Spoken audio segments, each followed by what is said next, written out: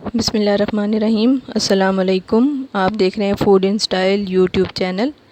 आज मैं आपको शीर खुरमे की एक बहुत ही बेसिक रेसिपी सिखा रही हूँ।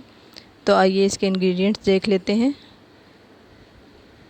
दूध हमने इसके लिए लिया है 1.5 लीटर और सवैयाँ हमने लिए हैं 3/4 कप यानी 3/4 प्याली। चीनी भी हम लेंगे 3/4 कप।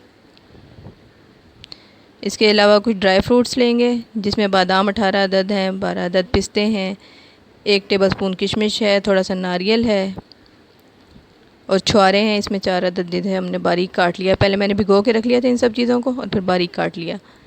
ये किशमिश है हमारी 1 टेबलस्पून। 1.5 लीटर हम दूध लेंगे और जब ये उबलने लगे तो हम इसमें 2 इलायचियाँ, छोटी इलायची इसमें हम खोल के डाल देंगे। अब हमने इसको 5 से 10 मिनट तक पकाना है इलायचियों के साथ। 5 से 10 मिनट पकाने के बाद हम इसमें सवैयाँ ऐड कर देंगे और इसे 2-3 मिनट पका लेंगे।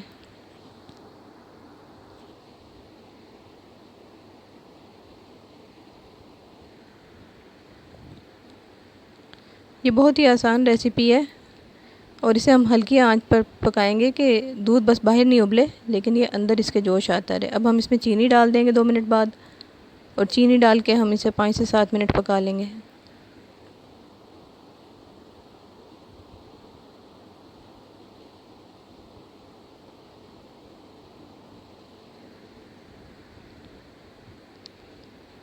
और इस दौरान हम इसमें चम्मच हिलाते रहेंगे थोड़ी थोड़ी देर में ताकि सवैयाँ नीचे बिल्कुल बैठ ना जाएं।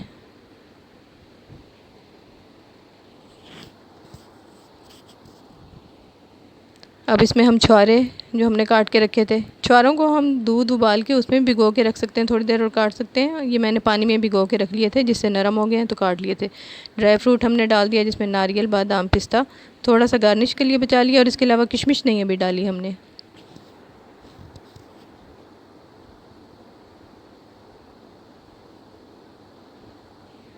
अब ये सब चीज़ें डाल के हमने इसको इतनी आंच पर पकाना है कि दूध बाहर ना गिरे लेकिन इसके अंदर जोश आता रहे।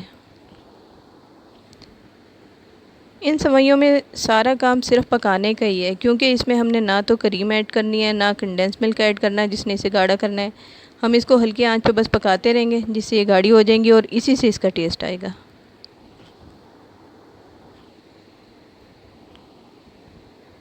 ये देखें अब ज़रा गाढ़ी होनी शुरू हो गई है शीर खुरमा हमारा। अब मैं इसके ऊपर ढक्कन आधा ढक दूँगी और अंदर इसके ये जो है तकरीबन उबलता रहेगा हल्की आंच पर।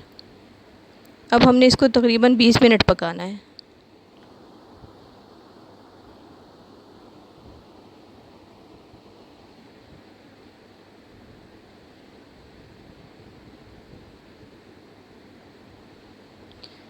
ये 20 मिनट हो गए हैं इसको पकते हुए। अब इसमें मैंने 2 कतरे केवड़ा एसेंस के डाल दिए हैं। अगर आपके पास है तो डाल दें, नहीं तो ना डालें। इससे बहुत अच्छी मीठे में खुशबू आ जाती है। अब हम इसको तकरीबन 5 मिनट पका लेंगे या इतना हम इसको पका लेंगे जितना हमें गाढ़ा रखना है। देखिए मैंने थोड़ी सी आंच तेज़ करके इसको 5 से 7 मिनट पका लिया है और इसके बस ये क्या ध्यान रखना है कि दूध उबल के बाहर नहीं आए। ये देखें अब अच्छी खासी गाढ़ी हो गई है क्योंकि ये ठंडा होने के बाद और भी गाढ़ी हो जाएंगी। तो इस स्टेज पे हम इसको बहुत ज़्यादा खीर की तरह नहीं करेंगे, हल्का सा लिक्विड रखेंगे इसको।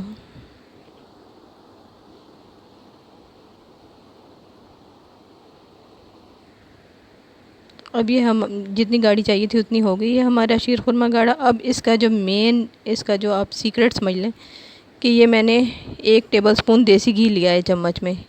पैन में इसलिए नहीं लिया कि ज़ाहिर है घी की क्वांटिटी बहुत कम थी, उसमें फिर ये वो रिज़ल्ट नहीं आ सकता था। तो ये मैंने घी गरम करने रखा है और इसमें अब जो हमने किशमिश रखी थी, जब घी गरम हो जाएगा तो वो हम इसमें डाल देंगे।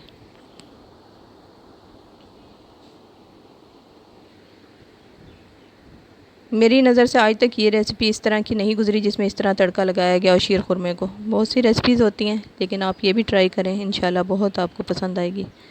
हमने इतना इसको फ्राई करना है कि ये फूल जाए, किशमिश जले नहीं लेकिन ये अपने साइज़ से डबल हो जाएंगी। थोड़ा सा इसको हिला लिया ताकि हर तरफ से ये एक जैसी फूल जाए।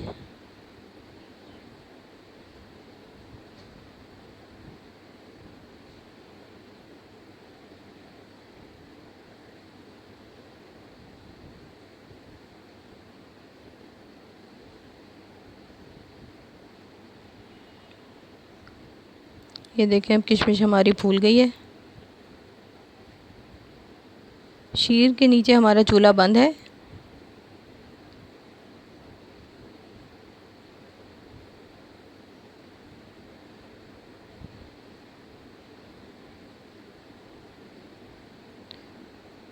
अब इसको हम अपनी शीर में डाल देंगे और हमारा शीर खुरमा तैयार हो गया है। इसको हमने बाउल में निकाल लिया और जो ड्राई फ्रूट हमारे बचे हुए थे उससे गार्निश कर लिया है। उम्मीद है कि रेसिपी आपको पसंद आई होगी। मेरी दुआ है कि आपकी रेसिपी भी बहुत अच्छी बने। अगर पसंद आए तो लाइक शेयर और सब्सक्राइब कर लें। अल्लाह हाफ़िज़।